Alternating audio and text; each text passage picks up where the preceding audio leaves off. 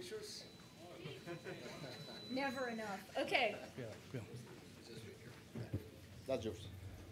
Muy buenas tardes. Muy buenas tardes a todos ustedes. Ten. Bienvenidos a la Secretaría de Economía. La dinámica de este evento es la siguiente.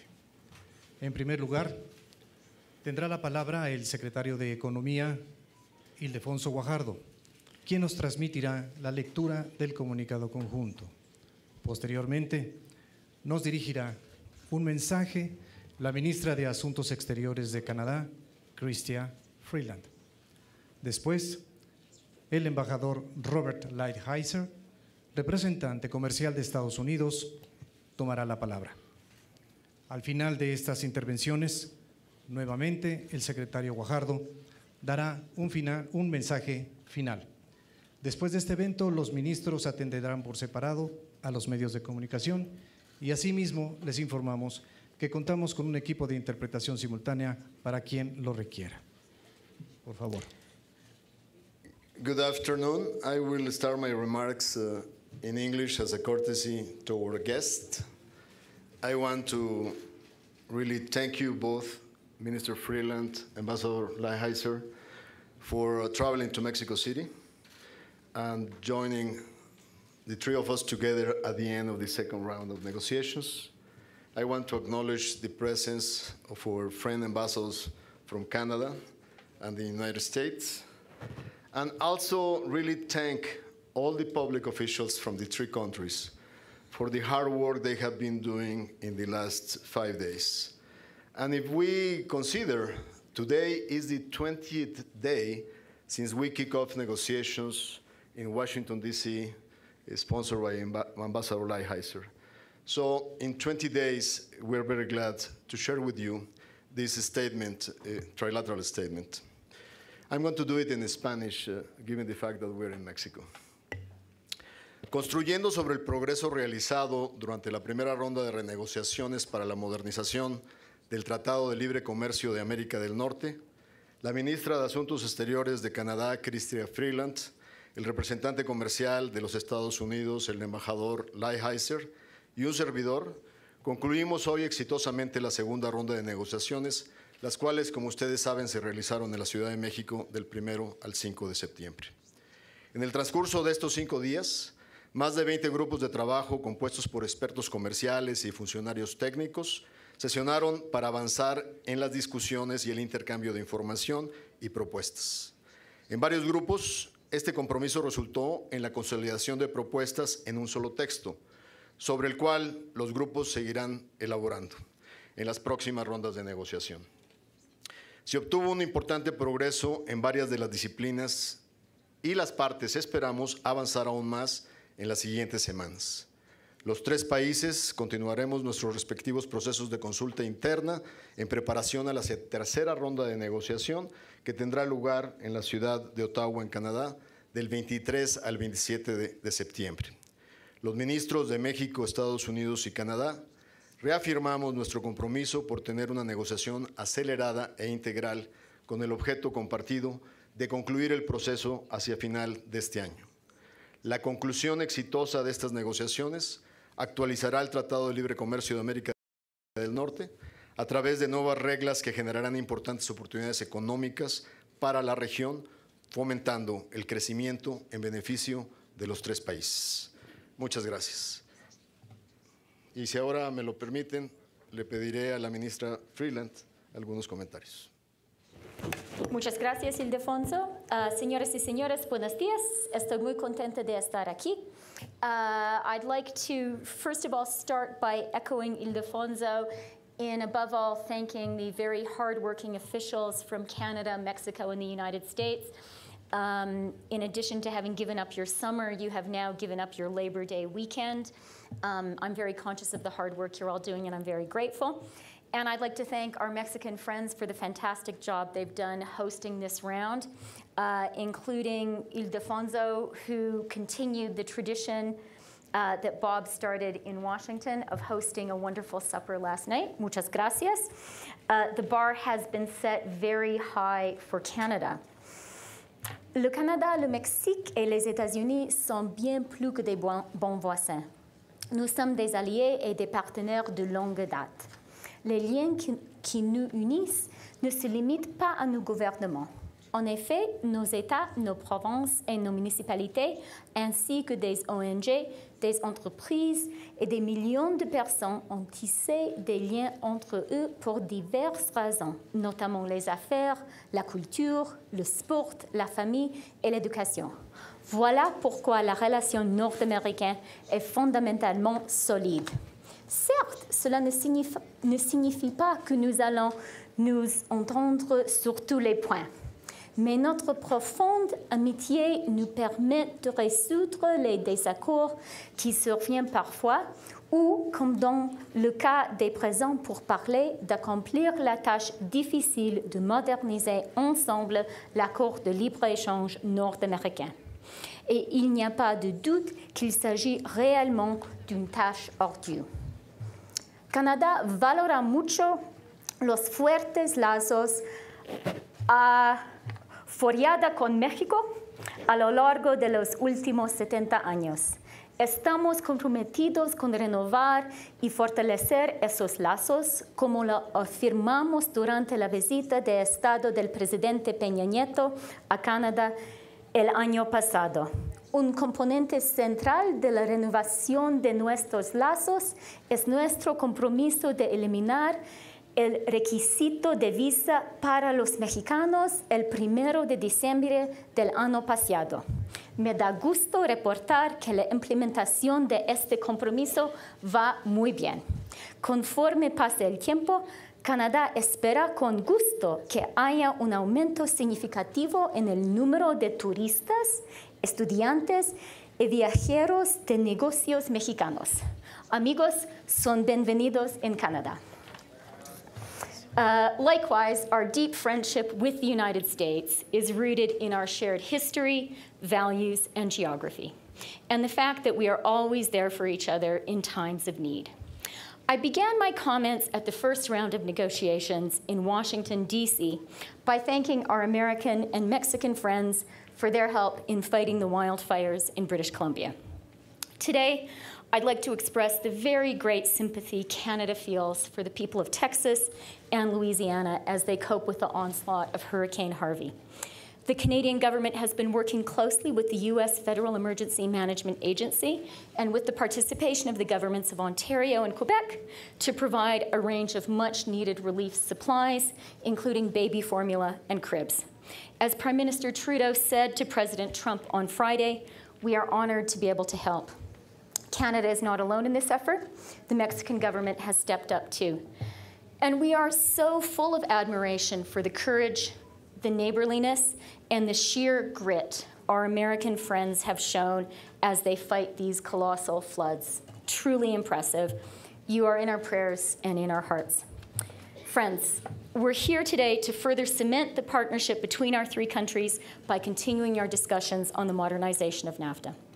Canada, the United States, and Mexico all wholeheartedly share the goal of reaching a mutually beneficial agreement. The North American Free Trade Area is the biggest economic zone in the world.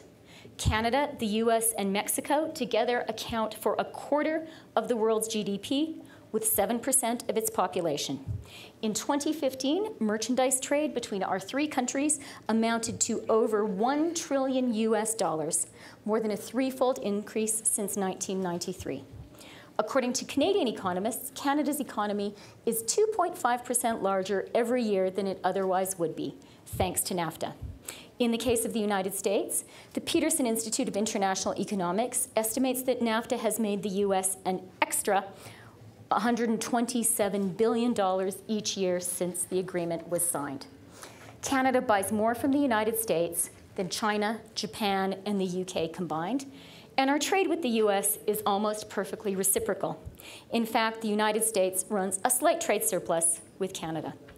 These strong economic fundamentals are a compelling argument for our work here, for bolstering what works and improving what can be made better.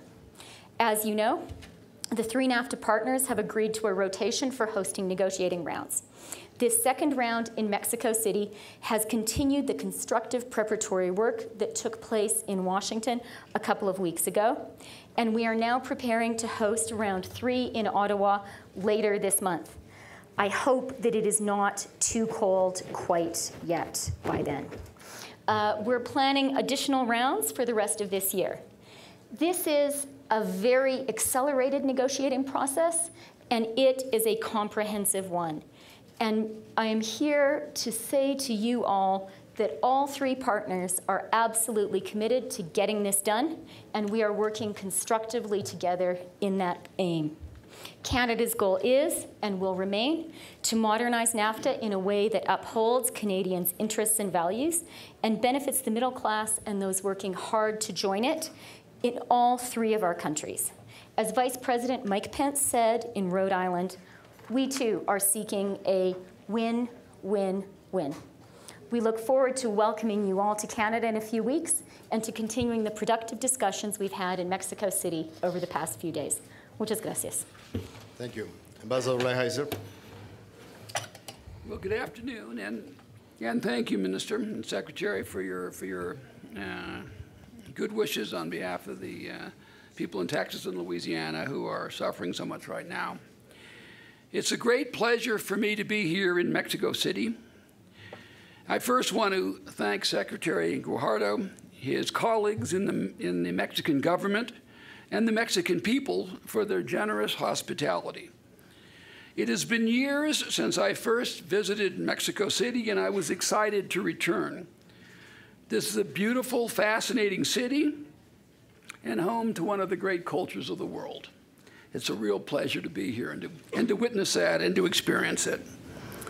I would also like to thank Minister Freeland for her leadership during these rounds.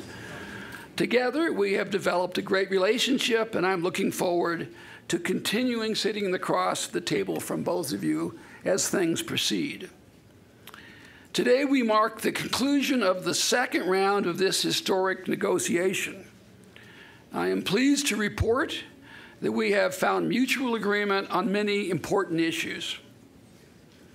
Our work continues at a record pace. By the end of this round, we will have tabled over 24 chapters. These chapters represent a new modern agreement which, once concluded, will support robust economic growth in North America for decades to come. As you know, these negotiations are a very important priority for President Trump. The American delegation is focused on expanding opportunities for American agriculture, services, and innovative industries. But as I alluded to in my opening round, we also must address the needs of those harmed by the current NAFTA, especially our manufacturing workers. We must have a trade agreement that benefits all Americans and not just some at the expense of others. I am hopeful we can arrive at an agreement that helps American workers, farmers, and ranchers while also raising the living standards of workers in Mexico and Canada. Secretary Guajardo and his team have done an excellent job chairing this second round, and I look forward to continued progress in round 3 and the ones that follow. Thank you very much, Mr. Secretary. Thank you, Ambassador Lighthizer. Now, you allow me just to wrap up, and I will do it in Spanish, so I'll give you time to use your translation devices. Just to reaffirm President Enrique Peña Nieto's commitment that we're looking forward to a very productive negotiation process. We definitely are committed to a process in which we can accommodate each country's interests, and at the end of the day, we can end up with an agreement that will be definitely a victory for the 3 nations involved. In the process, I recognize that we have the responsibility to translate our negotiations into a final result that will imply more jobs in North America, jobs that are well-paid jobs, and to strengthen basic principles in this continent. So I really thank you both for your engagement in this occasion. Our bilateral and trilateral meetings have been extremely productive, and we have instructed our CNs, chief negotiators, to really engage in the following weeks in a way in which the momentum of this process can be presented in the third round. So we'll keep in close contact in order to develop further our commitments. Sorry, I say I was going to do it in Spanish, and I basically translate into English. Básicamente, para mis amigos en español, simplemente estoy reflejando el compromiso del presidente de la República para comprometernos en esta negociación para que el producto de ella se represente mejores empleos en cada uno de los tres países. Empleos que confirmen los derechos más importantes laborales en esta región y que nos lleven a un resultado que los tres podamos concluir como beneficiosos para nuestras comunidades y nuestra sociedad. Hemos dado instrucciones a nuestros jefes negociadores de que nos comprometamos a poder empezar a definir lo que le llamamos los capítulos más aproximados para empezar a ver los primeros resultados en la tercera ronda. Estaremos en contacto cercano los ministros para seguir empujando a nuestros equipos para presentar los primeros resultados en Canadá. Muchísimas gracias. Gracias a los medios de comunicación por estar presentes el día de hoy. Muy amables.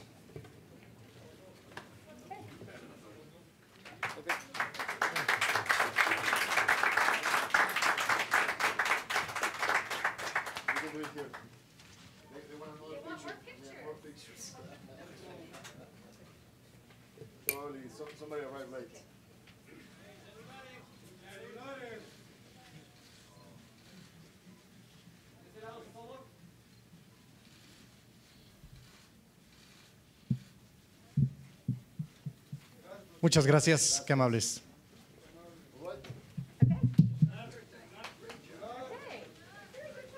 Por favor de bajar sus celulares si son tan amables.